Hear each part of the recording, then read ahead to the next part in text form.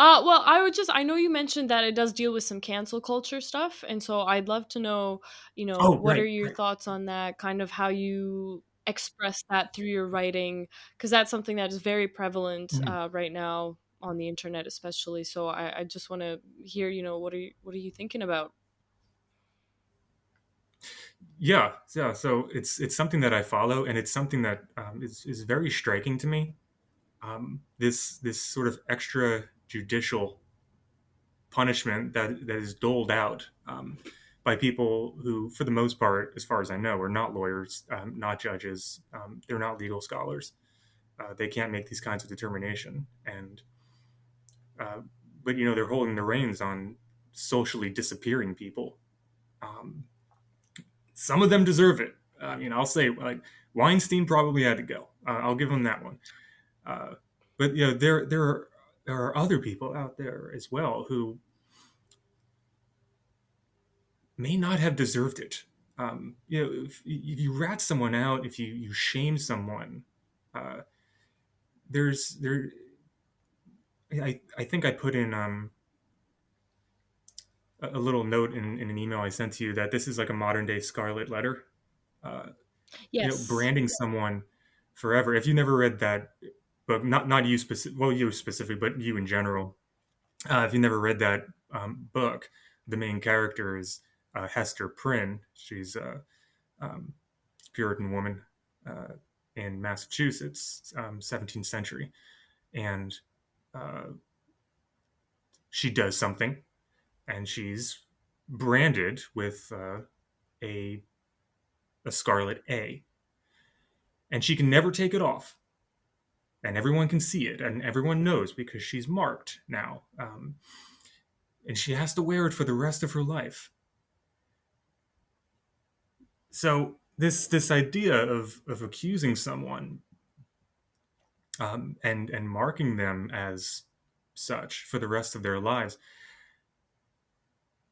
it's very troubling to me. It depends on the crime, right? It depends on the action this person allegedly took. Um, yeah, some people should probably go away forever. I mean, you can't play nice, get off the playground. Uh, but not all crimes are equal, right? And some people make mistakes, or some people said something or tweeted something 10 years ago or 15 years ago, and you've changed since last year, right? So like, people do change, people do grow, and they do mature, and they do regret. Um, so I think this idea of cancel culture, which has its own element of toxicity, I think, or at least the capability of being abused and just taken way too far in some cases. It really raises the question of how I'll speak in the American context about how we as Americans understand things like retribution or the possibility of redemption, because sometimes that shame, that like hogpiling of like people on Twitter or Instagram or wherever, like social media, they just pile on this one person and shame them to death. Um, and that person goes away. I mean, there are cases of people said something, and not even anything that I would consider objectionable or hateful or anything very terrible, but they go away. They get their shoe deal taken away. Um, they lose their job, and their livelihood is damaged. And it's once you're accused of something, it's very hard to find your way back. It's very hard to.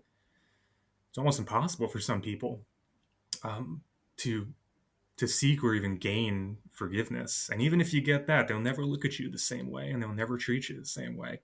And that to me is tragic for some people, not for all. Again, it depends on the crime. or the action. Um, so it's Of something course. that I'm exploring in a beautiful world, which deals very much with different kinds of violence, and I think behind cancel culture is a kind of um, violence. There's something, I don't know. It has the capacity for just being vindictive. Maybe it's because I'm older, but my reaction to most of that is if I see one of these hog piles, these Twitter hog piles, I'm just like, I don't know this person at all. I don't know the context, so it's none of my business. But um, I might be a dying breed. I don't know. I just like keep to myself and you know hope that I won't get the cancel culture cannon leveled in my direction anytime soon. Yeah, I am, it's something to consider because it's almost like you can't say anything anymore. You can't make a joke. We're seeing that in comedy a lot that, Dave Yeah, Chappelle, they want to cancel yeah. him because he said this.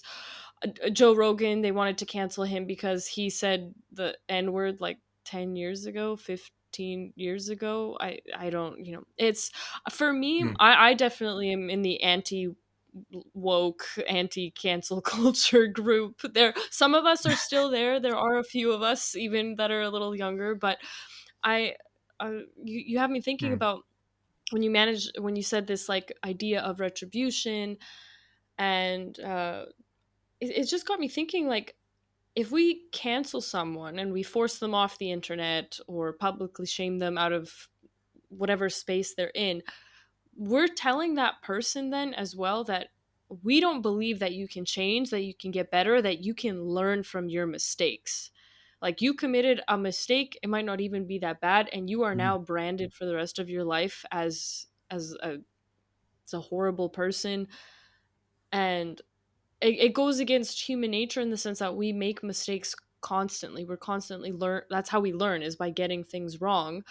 So to then remove a person's ability to also be able to learn from what they did, you're you're just, I don't know, you're just casting everyone out, and you're just making a select group of people that are allowed to also make mistakes, and they're allowed to learn from them. But if you don't fit into that crowd, then you just, you're shoved in a corner somewhere and expected to never be seen or heard from again. And it's more like guilty until proven innocent rather than innocent till proven guilty, except even if you are proven Yeah, innocent, everyone still looks at you like you're guilty.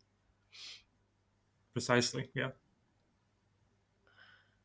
and Which, sometimes that's all it takes. You might not be guilty of anything, but that uh, if people see you as guilty, it's effectually the same thing, and it can feel like being in prison, in a kind of social prison. Yeah, it's a weird, um, it's a weird effort toward this, I think, very toxic form of social purification that you see in like woke. I don't like using that word, but because I know it gets thrown around a lot. But yeah, people of that ilk um, who eject people from whatever circles they're in an effort to sort of, okay, here's all the bad people, we've removed them, and here's the smaller circle of the pure, of the morally pure, the yes. righteous. And I'm like, okay, okay, yeah.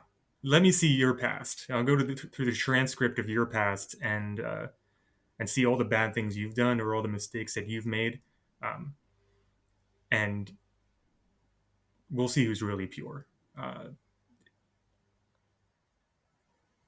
so there's an element of hypocrisy too. I think no one's perfect. So yeah. Not at all. And I feel like this group fails to realize that certain things were accepted culturally before that are not now. Maybe some maybe should still be, some might not be, but I remember like personally and with Mm. my friends growing up, if we said something was gay, like we that was to us a euphemism for that's stupid.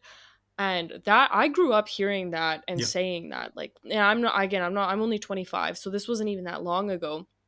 And I don't even know exactly when it happened, Mhm. but at some point, everybody just stopped saying that as a way to mean stupid. Like if you Yeah. said something was gay or somebody, it was only somebody was gay and that they're actually a homosexual. Like if you say that now, Yeah. if you want to say, oh, that's gay, then someone is going to be like, oh, you can't say that, you're not allowed to say that. And for me, I'm like, okay, I don't say it anymore. I will admit it, because again, I just has been phased out as nobody else uses it. Like I just don't even, that term doesn't come to mind anymore. But you know, how far can we go in policing language? That's one of my concerns as a writer, actually, is that with censorship, right now anyone can publish books, but at some point, will Mhm. it spread into the realm of, a publisher's going to get your book and they're going to say, nah, we can't, you're not even allowed to publish this because it's on a topic that breaches onto this group or onto that group. It uses Mhm. terms that can't be used, or I want to self-publish on Amazon, let's say. Amazon's going to read the book and they're going to be like, no, you're not allowed to publish through us because you are talking about X group of people in a negative way, and you don't even get to publish your book anymore. So that's actually a big concern of mine in the future, that I hope it won't happen, but it's with the way censorship is going and everything, I that is a concern of mine. I don't know if you feel the same way at all or have any thoughts on that. Yeah, absolutely, and it's a good thing to talk about and necessary. Absolutely, especially if you're a comedian. You brought up Chappelle and Rogan, and there's sort of like the main targets of that culture. I don't know why. I enjoy them both in different ways. Uh, Not all the time, but sometimes. But I mean, people get they offended. can be funny. Yeah, they're funny. They have funny jokes. Like it's maybe not Yeah, every I'm joke, very. but they are funny. I laugh. I laugh, but I was raised before all this culture came about. A culture that's very much it has its own form of censorship, and I've started noticing that. I hate this like right left divide, but it tends to be useful. There is a kind of censorship on the right, banning books. Um, uh, Teachers can't teach X in school, so there's censorship there, but it's not like the left or many liberals don't have their own form of it, and it comes in the form of not being able to say certain words. You can't say gay anymore. Um, White people should never say the N word. That's an interesting one to me. Um, it's also racist, I would argue, to say something like that. Uh, Mhm. but it's as comedians have to think about it. I think writers do too. Um, um, my mother found out I was publishing books, and she read a couple of the first few pages, and she called me, and like, she was like, "Oh, aren't you embarrassed at the language you use?" And I immediately said, "Nope. I apologize for nothing. I am not embarrassed at all." Because I don't think censorship is good. I don't think it's useful. I think it's toxic and dangerous, and is uh, intellectually stifling. I mean, you're censoring words. You're saying people can't say them or shouldn't say them. Um, you're also censoring ideas or the ability to think about an issue, to think about like why this is happening. When you suspend somebody's language, you inherently suspend uh, their thinking, and that it's anti-intellectual to me, and I would call it an intellectual sin to do that. Um, yeah, yeah. Um, I do think about it. quite often, and it does. There's a little bit of fear there. This is why I like the self-publishing. Um, I do all the work myself. I do the editing. I do the marketing for it. Um, and with platforms such as yours, I get added help. So thank you for putting this together. Um, but yeah, even like the self-publishing thing, I have 100% freedom. I'm not paying an agent. I don't have to wait 6 months to publish a book, and I don't have publishers or agents saying you can't write that. You just can't put that in. And I'm like, no, it has to be in there. This character does say the N word for a very specific reason. Yeah. It's not shock value. He says it for a reason. Words are, in my books, words have deeper meanings. All right. But with self publishing, I don't have to worry about that. Uh, which isn't to say that somewhere down the line, Amazon might crack down on it. You see it in YouTube videos now. Uh, this I think just started Yes. happening recently, um, and it's bizarre, and it's getting almost like, to the point of self parody. I was watching a video, and some of the words are bleeped out, like really bleeped out to the point like you can't even understand the sentence the person spoke. So a YouTuber is saying the sentence, and there might be a curse word in there, like, whatever. Okay, fine. I kind of know what the person said, but there was one where the word bed was bleeped out. These inoffensive words are now being subjected to this censorship, and I'm like, why? Why? Like, first of all, there's nothing offensive about most of these words, and second, you're destroying the meaning of. I can't understand what the person's saying because of censorship. It's bizarre, and very troubling. I Uh, I have to, yeah, I've noticed that too on YouTube, especially during the pandemic when people wanted to talk about the vaccine. See, I don't even know if I can say that and post this to YouTube, but they would say the name of the virus. I might not be able to say that either. I genuinely don't know. But, they would say COVID vaccine or during COVID pandemic, whatever, and people came up with different names and each YouTuber had a different name for it. So I don't even remember what this one girl used, but it was something completely different from COVID, from vaccine, from anything biology really. It's like she called it croissant, for example, the croissant virus, and I was like, wait, hold on, what just happened? Like, Interesting. what did she just say?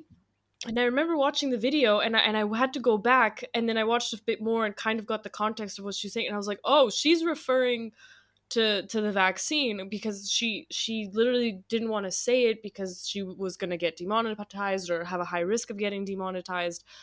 And that's just how bad the censorship has gotten on YouTube. I know it's a huge problem in that people can't say anything because of the risk of disinformation, misinformation, which there's Mhm. a lot of stuff coming out now, especially in Canada with what they did with like the trucker protests and how they marketed the vaccines and everything. There's so much stuff coming Right. out that actually the conspiracy theorists were like correct.